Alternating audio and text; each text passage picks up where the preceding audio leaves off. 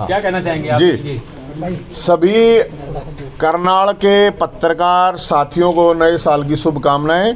भोलेनाथ स्वस्थ रखे, खुश रखे आप लोगों को। और आज करनाल आने का मकसद है ये बेरोजगारों की बारात का न्योता देने के लिए।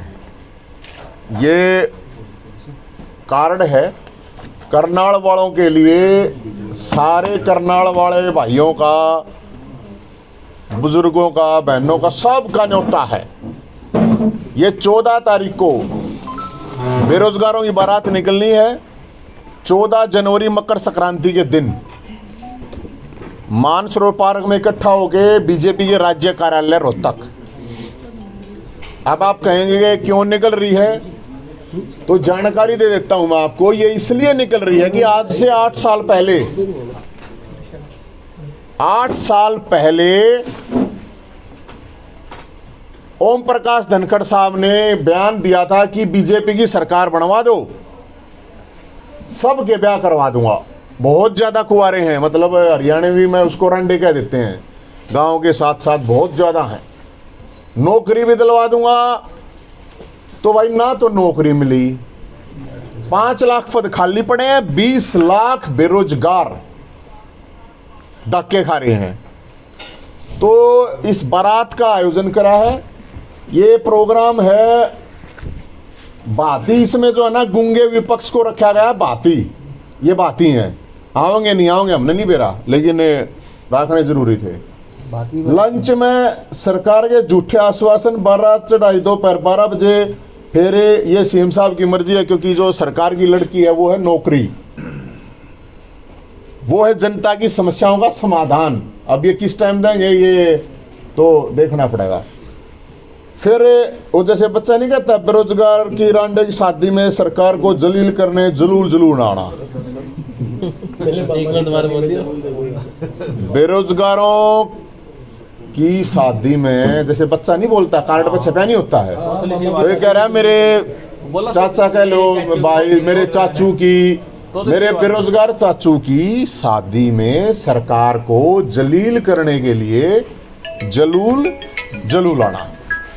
फिर देखो, हमने इस शादी में कोई दहेज की मांग नहीं करी है, दहेज नहीं लेंगे बिल्कुल। दहेज एक बुराई है, वो नहीं होना चाहिए, लेकिन मानतान होती है। अपने हरियाणा में आप लोगों को भी पता होगा, मानतान के लिए तो फिर लठ भी बाज जा रहा है कई बार।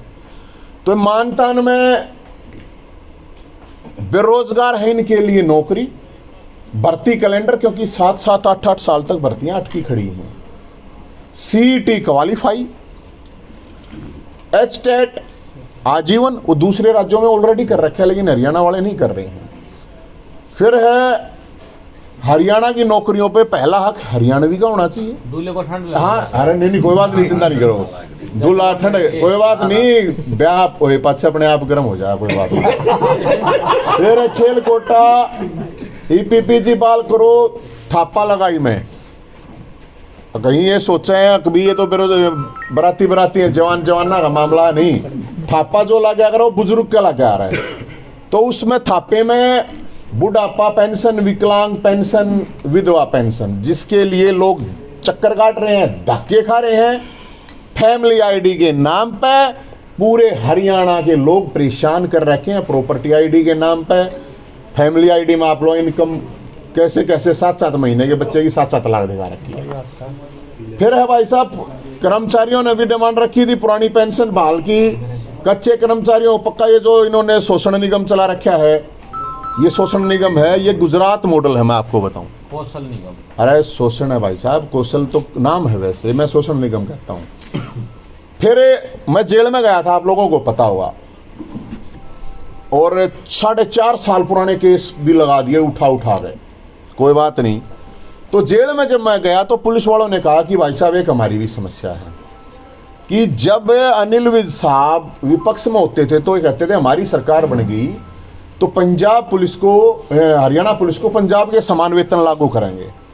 मैं भी ठीक है, तो ये भी डिमांड है। फिर मैं जब जेल में गया तो जेल कर्मचारियों को भी इन्होंने यही बोला था कि भाई हम आप लोगों की ये तनख्वाह उसके हिसाब से बढ़ाएंगे, उनकी भी नहीं बढ़ रखी। फिर गया मैं कैदियों के पास, क्योंकि जेल में अंदर जाना पड़ा तो कैदियों के पास तो रहना ही था। तो कैदियों की बहुत बड़ी समस्या है। सब ये मानते हैं कि भाई कैदी है वहां पर, क्या पता किसको जाना पड़ जाए जेल में, कल ना अपने जाना पड़ जाए, हमने फिर जाना पड़ जाए। तो जो कैदी हैं, राष्ट्रपति जी ने भी, सुप्रीम कोर्ट ने भी ये कहा कि वहां पे बहुत से कैदी वैसे डाल रखे हैं, निर्दोष लोग हैं। और मैं खुद देख के आया हूं, इस सिस्टम के मारे हुए लोग वहां पे पड़े हुए हैं, झूठे साचे के सामने पता नहीं किस किस तरह से। ना उनको टाइम पे पैरोल मिलती है, 40 डे पैरोल टाइम होता है। कोरोना में बाहर निकाल दिया, अब कोरोना में उनकी वो ड्यूटी, वो सजा उसमें जोड़ी नहीं। और सबसे बड़ी मानवता तो होनी चाहिए थोड़ी बहुत है। गर्म पानी नेताओं को खाने पीने धोने सब गर्म पानी सर्दी में यूज करते हैं, लेकिन वहां नहाने तक के लिए गर्म पानी नहीं है भाई साहब, क्योंकि वहां पे तो भी सारा दिन है। अब ये सारे मामले हैं। अब मैं आपको बताऊं, जेल से याद आया मेरे को कि हमारे मुख्यमंत्री साहब ने अभी ये कहा है, मुख्यमंत्री साहब ने, कि आरोप लगाने से कोई दोषी नहीं होता। एक खेल मंत्री के ऊपर छोरी छेड़ने का आरोप है, और उन धाराओं में एक उसमें गैर जमानती धाराएं हैं, जिन धाराओं के अंदर 7 साल तक की सजा है। मैं जिस केस में अंदर डाला गया उसमें किसी में भी 2 से 3 साल से ज्यादा की सजा भी नहीं है। मेरे लिए तो पूरी छापामारी, पूरी पुलिस लगा दी कि जैसे कि पता नहीं क्या कर दिया। लेकिन मुख्यमंत्री छोरी छेड़ खेल मंत्री को, मैंने एक के बाद की नार्को टेस्ट कराओ दोनों का। भाई अगर लड़की झूठ बोल रही है तो लड़की को डालो झूठा, अगर आरोप लगा रही है तो उसको जेल में डाल दो। लेकिन पता तो चला जब मुख्यमंत्री खुद डिफेंड कर रहा है कि आरोप लगाने से कोई दोषी, तो जेल है 80% लोग तो आरोप हैं, वो दोषी थोड़ी हैं, आरोप ही लगे हैं, उसके दौरान ही अंदर गए हुए हैं जेलों में। तो मुख्यमंत्री साहब ये करें। और अभी जो पता, देखो गजब की बात ये देखो कि ऐसे फद्दू काट रहे हैं कि बोले यार रिजाइन ले लिया, कुछ नहीं, वो रिजाइन नहीं ले रखा है। क्या वही धाराएं किसी आम इंसान के ऊपर लगती तो क्या पुलिस उसको छोड़ देती? क्या अभी तक जेल में नहीं होना चाहिए था? क्या ये लड़की खट्टर साहब की अगर सीएम साहब की रिश्तेदार होती, ये आरोप नवीन जैद पे लगा देती, तो क्या नवीन जैद बाहर होता या जेल के अंदर होता? और इस खेल मंत्री की जांच में इसलिए कह रहा हूं कि ये अभी जो उसका आया है, क्यों कह रहा है कि 1 करोड़ रुपए भी और बाहर भी भेज दूंगा, तो इस आदमी की तो कबूतरबाजी की भी जांच होनी चाहिए। लड़कीबाज के अलावा कबूतरबाज भी हो सकता है, ये पूरा फुल चांस है इस बात के। कहां से 1 करोड़ रुपए देने की बात कर रहा है ये? तो उस लड़की को, और गजब की बात यह है कि इस सरकार में इतने और भी लोग हैं, कोई बोल नहीं रहा है। भाई यही आरोप आप देखो हरियाणा में कितने लोग जेलों में पड़े हैं सिर्फ ये इन्हीं धाराओं में, तो ये तो ठीक नहीं है।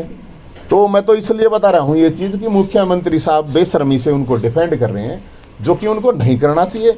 अगर जांच करवाओ, हाईकोर्ट के जज से नार्को टेस्ट करवा लो, 10 दिन में 20 दिन में जांच करवा लो, अगर भाई वो ठीक है उसको वापस से फिर मंत्री बना दो। अब सिपाही कैसे थानेदार की इंक्वायरी करेगा, मेरे को समझ में नहीं आ रही है। तो भाई साहब ये मामला है पूरे हरियाणा के अंदर। फैमिली आईडी, अब ये नंबर हमने जारी कर रखा है बरातियां के लिए, इसमें करीब 3000 लोगों ने अपना रजिस्ट्रेशन कर दिया है इस नंबर पर 7027 822 822, ताकि रजिस्ट्रेशन, क्योंकि आगे उनको सरकार वाले जहां बारात जानी अरेंजमेंट कर लेना, अपना सारी तरह का अरेंजमेंट कर ले, तो इसलिए ये नंबर है। लेकिन इस नंबर पे और भी लोगों के फोन क्या आ रहे हैं अब कि जी हमारी ये काट दिए। लोग तड़के 5-5 बजे फोन, अब दफ्तरों में चक्कर काट रहे हैं, आपके करनाल में भी जरूर चक्कर काटते होंगे। मैं तो 3-4 जिला में तो देखा है, तड़के 5 बजे लाइन में लगे हैं। 5-5 महीने के बच्चे की इनकम दे दी 5 लाख रुपये, बताओ। बच्चा पैदा नहीं हुआ इनकम दे दी, चल रहा मामला। हाँ तो बताओ, ये तो और खतरनाक बात है। तो भाई साहब हम तो यही कह रहे हैं कि इस बारात के लिए सबको न्योता दे रहे हैं, ये बेरोजगारों की बारात है, और जिसको भी जो भी समस्या है इस सिस्टम से, इस सरकार से, वो अपनी समस्या लेके आए। वहां पे सबके लिए खुला है, ओपन है सारा। और अपने पत्रकार साथियों के लिए, क्योंकि उसमें दर्शनाला भी होते हैं ना, हाँ होता है ना, ये इसमें सभी पत्रकार साथी और नहीं है ना। अरे भाई साहब है, देखो नहीं, अरे ये रे पत्रकार तो समस्त पत्रकार हो गए भाई साहब, मीडिया लिखवा देंगे दूसरे कार्ड पे, न्यू नाराज मत हो गए सब। तो हम तो ये, हाँ दूल्हा अच्छी देखिए भाई साहब ये अच्छा, ये थोड़ी एक इशू है, मैं आपको बताऊं, हमारे को मोड़ नहीं मिल पा रहे भाई साहब। जहां मोड़ लेने जा रहे हैं हमें, और जहां घोड़ा बग्गी, क्योंकि घोड़ा बग्गी भी करनी पड़ रही है, वहाँ पे सरकार के लोग पहले कह रहे हैं, हम जाकर पूछा भाई कुछ दिन चाहिए हैं, इन्होंने कहा नहीं भाई हमारे मतलब सरकार जो घोड़ा बग्गी वालों को भी रोहतक में ये कह रही है कि घोड़ा बग्गी लेके नहीं जाना वहाँ। बताओ क्या करें। अगर तो करनाल में भी किसी दुकानदार के पास ये मोड़ भी नहीं मिल रहे हमारे को, तो वहाँ पे तो इनकी बहुत जरूरत है तादाद, क्योंकि बाराती किसी भी टाइम बटे बन सके सरकार का वहाँ पे, जरूरी नहीं है कि वो है। तो कोई आपका सवाल है तो आप जरूर बता नवीन दीजिए। जी, आपने जो है दूल्हे की बात करी है, मेन जो है दूल्हा की बारात आप किसके यहाँ लेके जाएंगे और हरियाणा में किसको आप वो मानते हैं? मैं ये बारात जाएगी बीजेपी के राज्य कार्यालय, क्योंकि वहाँ के अध्यक्ष जी हैं जो अभी भी अध्यक्ष हैं, उन्होंने कहा था, आप लोगों के पास भी बयान है कि हमारी सरकार बनवा दो, हम लड़कों की शादी करवा देंगे।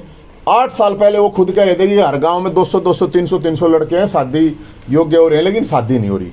और ये एक सामाजिक बहुत बड़ी समस्या है हरियाणा के अंदर। तो नौकरी की मांग करेंगे, दुल्हन की मांग करेंगे?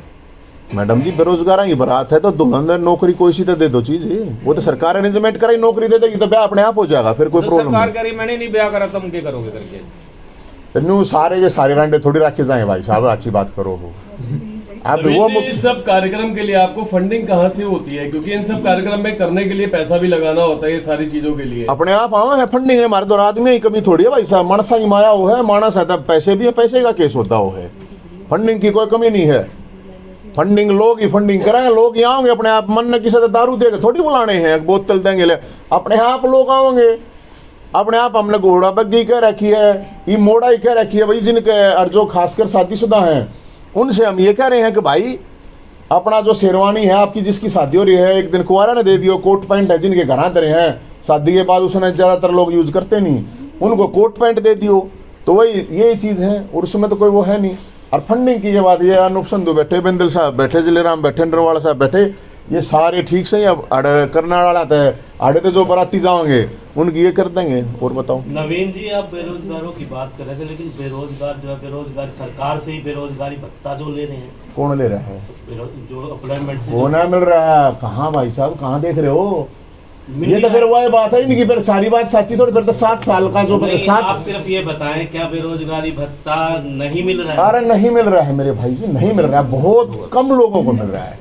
20 लाख बेरोजगार अकेले सीईटी के 11 लाख फार्म भर रखे, अकेले सीईटी के 2 लाख स्टेट वाले बच्चे, ये तो सीधे सिंपल है, तो गवर्नमेंट के उसमें है। ये रहे भाई देखो नवीन जी, सामाजिक स्तर पर आप इन बेरोजगारों के लिए क्या कर सकते हैं और आगे के क्या आपने? मैं तो सर इतना कर सकता हूँ बेरोजगारों के लिए, इनकी आवाज़ उठा सकते हैं और इनकी आवाज़ उठा रहे हैं और सरकार को जगा रहे हैं। सरकार से हम ये कह रहे हैं कि ये जो वैकेंसी खाली पड़ी है कम से कम हरियाणा के अंदर, उन वैकेंसीज को भर दे। अकेले हरियाणा पुलिस में 30,000 वैकेंसी खाली पड़ी है, अकेले एजुकेशन डिपार्टमेंट में 50,000 वैकेंसी खाली पड़ी है, अकेले हेल्थ डिपार्टमेंट के अंदर आपने देखा होगा चौटाला गांव के लोग आए हुए थे, जिस चौटाला गांव में जिसमें 5-5 लोग विधानसभा में है, जिसके उसके अंदर भी डॉक्टर नहीं है, 400 बच्चे सिर्फ डिलीवरी के दौरान मर जाते हैं। तो डॉक्टर करीब 30,000 वैकेंसी खाली पड़ी है हेल्थ डिपार्टमेंट में। ये तो मोटे मोटे मैंने आपको डिपार्टमेंट बताए हैं। तो बताओ 306 का मुकदमा क्या होता है? भाजपा नेता के खिलाफ दर्ज है और पुलिस कार्रवाई नहीं कर रही, कैथल पुलिस करनाल तो फिर भाजपा नेता के खिलाफ है ना भाई साहब, भाजपा नेता के खिलाफ है। 302 का भी हो, 306 का की है, 302 का होगा, उसमें भी बचा लेंगे। ये वही बात कह रहे हैं, वो मुकदमा अगर आपके ऊपर लग रहा होता तो, या मेरे पर लग रहा होता तो जेल में होता, लेकिन भाजपा के नेता है तो भाजपा के नेता है तो वो क्यों? इससे बड़ा उदाहरण कोई नहीं हो सकता। एक मंत्री लड़की को छेड़ता और आरोप लगाती है, मतलब उसको पूछताछ तो उससे होनी चाहिए। उसने 8 घंटे पूछे हैं जनता कि उसने पाप कर दिया, आरोप लगा गए। अरे आरोप है तो भाई उसका आरोप अगर गलत है तो उसको जेल में डाल दो, और अगर आरोप सही है तो उसका जूते मार मार के जेल में डालो ना उस खेल मंत्री ने। ये प्रॉब्लम है उसमें। लड़की को तो थाने में बुलाया जा रहा है पूछताछ के लिए, और मंत्री के घर पे पूछताछ हो रही है। तो यही तो दिख रहा है ना, मैं यही तो कह रहा हूँ, ये आरोप मेरे आप जैसे लोगों पे होता तो क्या होता? सर डिपार्टमेंट तो सारे प्राइवेट हो चुके हैं, तो नौकरियां कहाँ से मिलेगी? तो भाई हम तो नहीं तो कहें दे दो। मैं यही तो कह रहा हूँ, गुजरात मॉडल है, गुजरात मॉडल में ऐसे ही होता है, लगा दिए कम से कम उसको 18-20 हज़ार रुपये देंगे, साल के बाद 2 साल के बाद फिर हटा देंगे, फिर दूसरे नयों को ले देंगे। तो भाई गुजरात तो वहाँ पे तो व्यापार बिजनेस है, हरियाणा में तो ऐसा कुछ बंदरगाह तो है नहीं, यहाँ पे कोई बिजनेस का काम है। तो जो हम ये थोड़ी यार हम यही तो कह रहे हैं यार, इतने योग्य हैं जो चक्कर काट रहे हैं, धक्के खा रहे हैं, खाली पड़ी है वैकेंसी, उनको तो भर दो कम से कम। नवीन जी, लास्ट में आप एक चीज और बताएं कि सामाजिक स्तर पर आप किस तरीके की लोगों की प्रेरणा बन सकते हैं? मैं तो आप कोई आवाज उठाते हैं तो आपकी आवाज को दबा दिया जाता है, उसमें क्या कहना चाहिए? ना नुक कर दबा दे मेरी आवाज ने दब सकती, दबाने की कोशिश करेगा सरकार के फर्क पड़े है, अपना ही नहीं दब सकती। हम तो नहीं आवाज उठाएंगे, और लोगों को, औरों को भी मैं यही कह रहा हूँ, और मैं विपक्षी दलों को खासकर कह रहा हूँ, क्यों डर रहे हो भाई? अब इनकी फाइल वाइल फंस रही है भाई साहब, और कुछ 100 पंगे, इसलिए नहीं बोलते, हमारी तो कोई फाइल है नहीं, मेरे पता केस कर सके, जेल में डाल सके, उसमें हमने टेंशन है ही नहीं। Thank you. अब यहाँ तक आ ही गए हैं तो हमारे चैनल को सब्सक्राइब जरूर करें और नीचे दिए गए बेल आइकन को जरूर दबाएं ताकि हर खबर सबसे पहले पहुंचे आप तक।